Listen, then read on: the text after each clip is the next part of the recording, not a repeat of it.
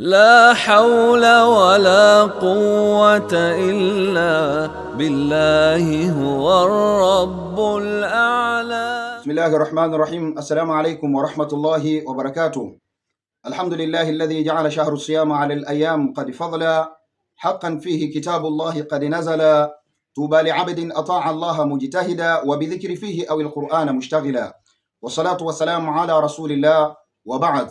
Mpenzi mtazamaji na mfuatiliaji wa kipindi chako pendwa, kipindi hewani ahamiyatu dua, umuhimu wa dua, kipindi ambacho tunakueleza asrari alquran wa asmaillahi alhusna, siri mbalimbali za Qur'ani na majina ya Allah subhanahu wa ta'ala. Ndugu yangu katika imani, ama somo letu la leo fil jumaa athani fi shahri Ramadan, iqra hadha ad-dua qabla salati al-maghrib.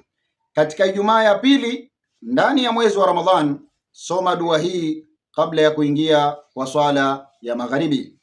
Lakini ukumbuke kwamba dua yenyewe unaisoma ndani ya Ramadhani iliyo katika Ijumaa ya pili. Allahu akbar. Lakini mwenye kuisoma dua hii atapata faida kubwa nne. Al-awwal, yanalu thawaba biqiraati al-Qur'an. Atapata thawabu msomaji wa dua kwa kuisoma Qur'ani, kwa sababu dua yenyewe imebebwa kwa siri ya Qur'an. Nani hataki thawabu katika mwezi wa Ramadhani kama huu?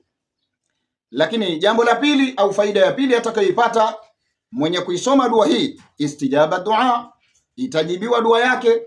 Leo nani kwa mahitaji aliyonayo hataki dua yake ijibiwe? Isome dua hii, Allah subhanahu wa ta'ala atakufikisha katika kujibiwa dua yako.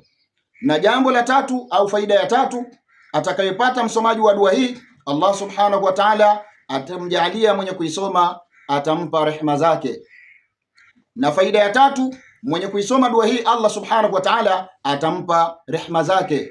Na faida ya mwisho ya nne, Allah subhanahu wa ta'ala atampa mwenye kuisoma dua hii uongofu. Kwa hiyo ukiyatazama haya manne, la kwanza thawabu, la pili Allah subhanahu wa ta'ala anajibu dua, la tatu Allah subhanahu wa ta'ala anakupa rehema zake, la nne Allah subhanahu wa ta'ala anakupa uongofu. Unataka nini ndugu yangu zaidi ya haya? Isome dua hii katika masharti yafuatayo. Sharti la kwanza, yataka mwenye kuisoma achukue udhu.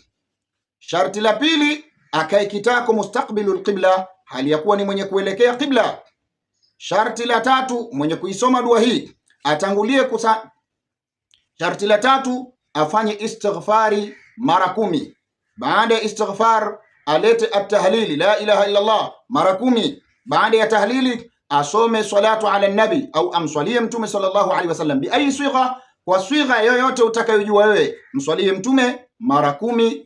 Na hii 10 ni siri ya aya namba 10 tutakayoisoma katika sura tutakayoitaja. Ndugu yangu katika iman, dua hii ilisomwa na watu wema waliotangulia. Hata Mwenyezi Mungu Subhanahu wa Ta'ala akaweka kumbukumbu ya historia yao kwa kushusha sura nzima kueleza habari ya watu hao. Allahu Samad.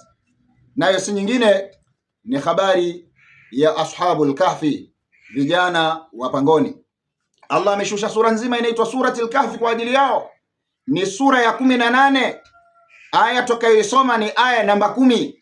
Muda wa kusoma dua hii asaa kabla salatul maghrib, yani saa 1 kabla ya kuingia kwa swala ya magharibi. Manake utakapokaa kitako ukaanza kusoma, haukatishi uradi wako mpaka magharibi itakapokuwa imeadhiniwa. Ndugu yangu katika imani, ni dua ambayo ina siri kubwa mno.